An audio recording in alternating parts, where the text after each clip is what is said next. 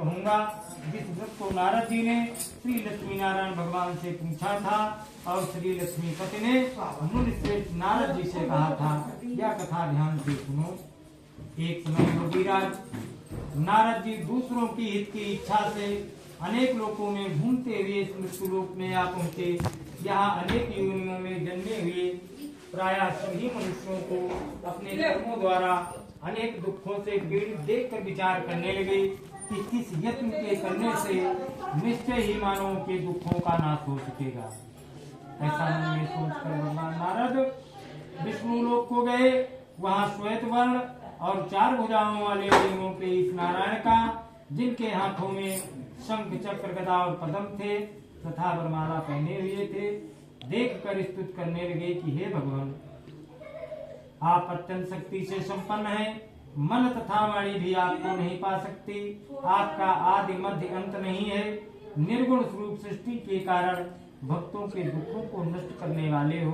आपको मेरा नमस्कार है।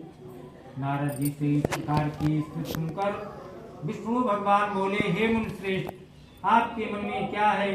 आपका किस काम के लिए आगमन हुआ है? निसंकोच कहो।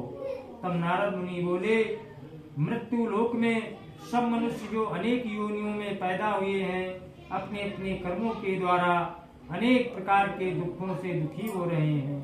हे नाथ, मुझ पर दया रखते हो तो बताइए कि उन मनुष्यों के सब दुख थोड़े से ही प्रयत्न से कैसे दूर हो सकते हैं। श्री भगवान जी बोले, हे नारद, मनुष्यों की भलाई के लिए तुमने बहुत अच्छी बात पूछी है। जिस काम के करने से सत्यनारायण कथा हो रही है जाता है वह मैं कहता हूँ, सुनो। बहुत पुण्य देने वाला स्वर्ग तथा मृत्यु लोक दोनों में दुर्लभ या उत्तम व्रत है। आज मैं प्रेम बस होकर तुमसे कहता हूँ कि श्री सत्यनारायण भगवान का यह व्रत अच्छी तरह विधान पूर्वक संपन्न करके मनुष्य तुरंत ही यहाँ सुख भोग कर मरने पर मोक्ष को प्राप्त होता है। श्री भगवान के वचन सुनकर नारद मुनि बोले कि उस व्रत का क्या फल है, क्या विधान है, किसने यह व्रत किया है और किस दिन यह व्रत करना चाहिए? हे भगवान, मुझसे विस्तार से कहो। भगवान बोले, दुख शोक आदि को दूर करने वाला यह व्रत सब स्थानों पर विजयी करने वाला है। भक्ति और श्रद्धा के साथ किसी भी दिन मनुष्य श्री सत्यनारायण की शाम के समय ब्राह्मणों और बंधुओं के साथ धर्मपरायण होकर पूजा करें।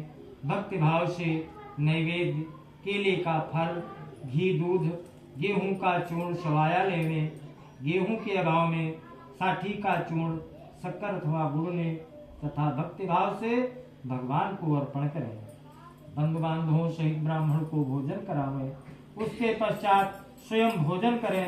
रात्रि में नृत्य गीत आदि का आयोजन कर श्री सत्यनारायण भगवान का स्मरण करता हुआ समय व्यतीत करे। इस तरह व्रत करने पर मनुष्यों की इच्छा निश्चय पूरी होती है। विशेषकर कलिकाल में मृत्यु लोक पर यही मोक्ष का सरल उपाय है। श्री स्कंद पुराणे रेवाखंडे श्री सत्यनारायण कथायाम प्रथमोध्याय।